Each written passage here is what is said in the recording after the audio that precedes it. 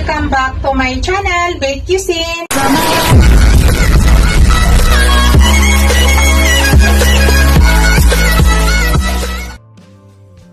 Hello guys, today's video guys, magluluto tayo ng kinamatisang isda. Pampano isda guys. Ito po yung ating pampano. Hinati ko lang sa gitna. 2 piraso. Tapos ito po yung ating kamatis na napakarami. Yan. Dahil mura po yung kamatis ngayon guys. Samantalahin natin. So ito maglagay din ako ng ginger, siling haba, sibuyas. At ito guys, yung gulay, optional lang to. Yan, maglalagay ako ng bok choy. So sa ngayon guys, slice muna natin ang ating sibuyas, kamatis.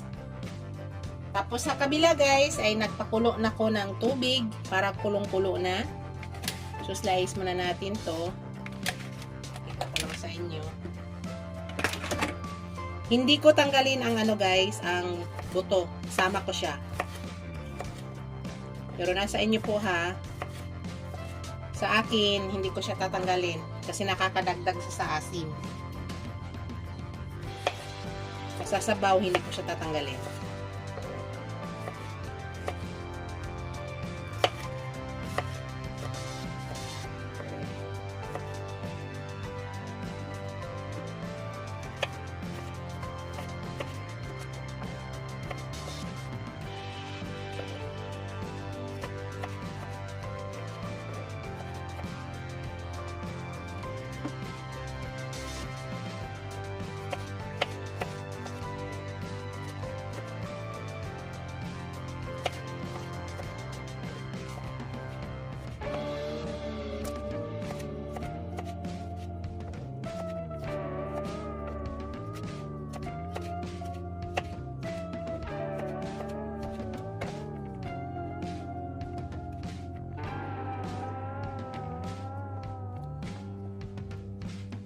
Ganun siya karaming kamatis guys.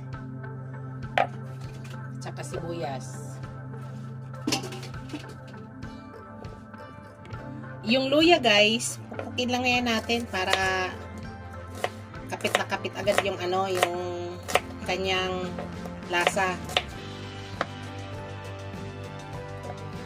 Yung luya guys, ganuhin lang natin. Yan, pupukin lang natin yan. Para kapit agad ang lasa. Tapos yung siling haba, ganun lang. Buo lang siya. So, ipakita ko sa inyo guys. Ilipat ko na yung cam. Yan guys. Nagpakulo na ako dito. So, ayan na yung ating tubig. Kulong-kulo na. So, ilagay na natin yung ating sibuyas, luya, at kamatis. Yan. Diyan guys, pakuluin natin ng pakuluin lang yan hanggang lumabas yung katas niya. So hintayin lang natin lumambot na lumambot yung sibuyas at yung luya, mag-amoy na yung lasa dyan bago natin ilagay yung isda. So pakita ko sa inyo mamaya guys, tatakpan ko siya ulit. Pakuluan lang siya ng pakuluan. Check natin guys.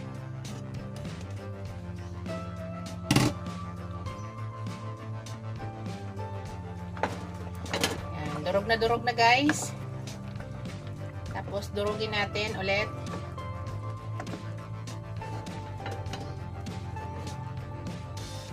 Durugin natin kamatis. Yan na yung nangyari guys. Durog na siya.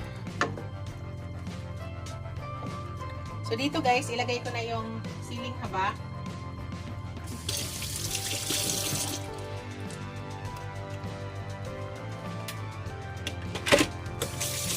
Tapos maglagay tayo ng patis.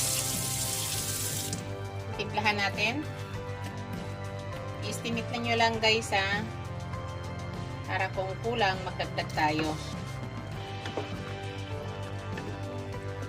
Amoy na amoy ko yung luya guys. Amoy na amoy ko yung luya.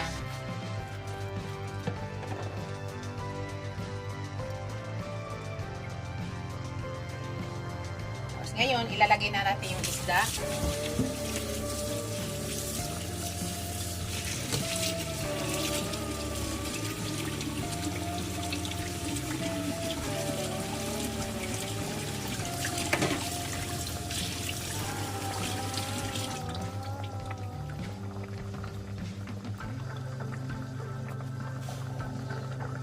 Yan. Takpan lang muna natin, guys. At para maluto yung isda, mamaya pakita ko sa inyo. Check natin, guys.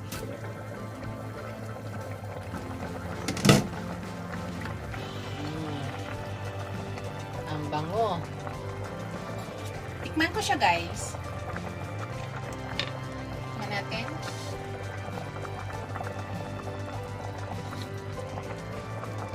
Kulang ng konting salt, guys. Maglagay tayo ng salt. Timit lang, guys, ha.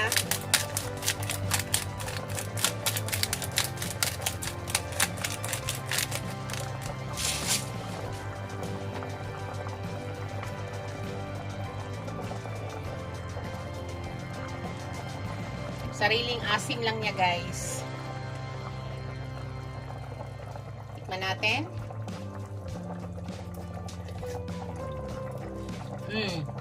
Tama na sa lasa, guys. Maya-maya kaunti, guys. Lalagay na natin yung ating gulay.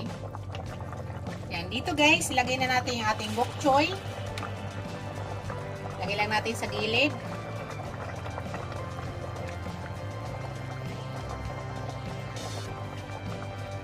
Para hindi madodorog ang ating isda.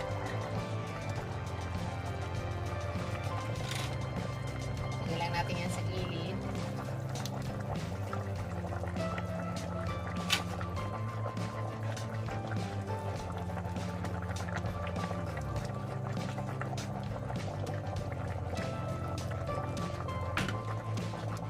Takpan lang muna natin, guys. At maya-maya, luto na yan. Pakita ko sa inyo mamaya. Check natin, guys. At luto na yan. Yan na, guys. Yan na yung ating kinamatisang isda. Thank you for watching, guys. Patay na natin. Don't forget to like, comment, share, and subscribe to my channel. See you in my next video, guys. God bless us all. Ingat po lahat, guys. Bye!